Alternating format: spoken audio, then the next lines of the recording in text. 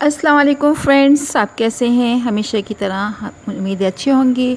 आज हमने बनाया है मटन कुन्ना। ठीक है, ये मैं आपको तैयार होकर दिखा कर बता रही हूँ।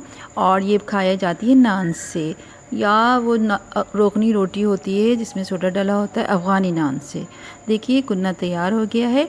अब मैं इसकी रेसिपी आपको बताती हूँ कि किस तरह बनाया जाता है।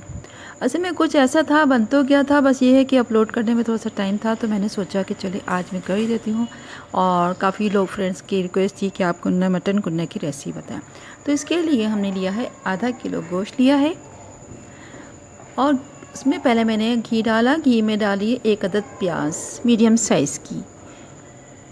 ठीक है, ये इसको थोड़ा सा सोते करना है, बहुत ज़्यादा ब्राउन नहीं करना, ना ऐसे कच्चापन नहीं करना है, बल्कि थोड़ा सा कच्ची पक्की जिसे हम कहते हैं सोते करना है। तो इस तरह हमने इसको किया है। अच्छा, जब मैं इसका सारा मसाला भून लूँगी तो एक अलग से मसाला मैं डालती हूँ, डालूँगी, उसको कहते हैं कुन्ना मसाला। तो उसकी जो है, जब नीचे आप वीडियो के नीचे डिस्क्रिप्शन है, उसमें मैं बता दूँगी वो मसाला तैयार करने में क्या क्या डाला है, शामिल किया है। ठीक है, ये देखिए प्याज हल्की हल्की ब्राउन नहीं हो रही, बल्कि अभी थोड़ा सा कच्चापन है। जब सोते हो शुरू हो जाएगी, धुआं निकल रहा है। और असल में इसका असल टेस्ट जो होता है हांडी के बर्तन में ही ज़्यादा मज़ा आता है। तो ये मैंने मिट्टी की हांडी ली है और उसी के मैं बना रही हूँ। ये देखिए, आपने देखे प्याज किस तरह थी। अब मैंने इसमें डाला है बकरी का गोश्त यानी मटन आधा किलो।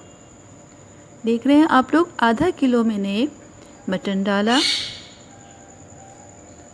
और इसको मैं भून लूँगी।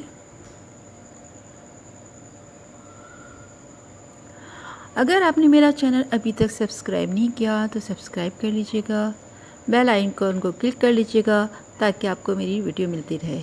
अब इसके बाद मैं डाल रही हूँ अदरक और लहसुन का पेस्ट, इसे भूनूंगी। इसमें डाला है नमक, मिर्च, हल्दी, ज़ीरा, और ये इसमें मैंने डाला है पिसा हुआ धनिया। ये डाल के अब मैं इसको अच्छी तरह भून लूँगी। जब ये भून जाएगा तो पानी डाल दूँगी, गलने लगेगा। उसके बाद मुझे इसमें शामिल करना है 2 चम्मच आटा, उसका पेस्ट बना के इसमें डाल दूँगी। ठीक है, फिर उसके बाद मसाला वगैरह जो है वो डलेगा। ये देखिए गोश्त भूनने वाला है ताकि मसाले का कच्चापन नहीं रहे। आप बनाइएगा, फीडबैक ज़रूर दीजिएगा ताकि मुझे मालूम हो कि आपने ये चीज़ बनाई तो कैसी लगी, और रेसिपी अच्छी लगी तो बताइएगा। ये देखिए भुन गया मसाला। अब मैं इसमें शामिल कर रही हूँ पानी। देखिए पानी डाल दिया और उसको गलने रख दूँगी।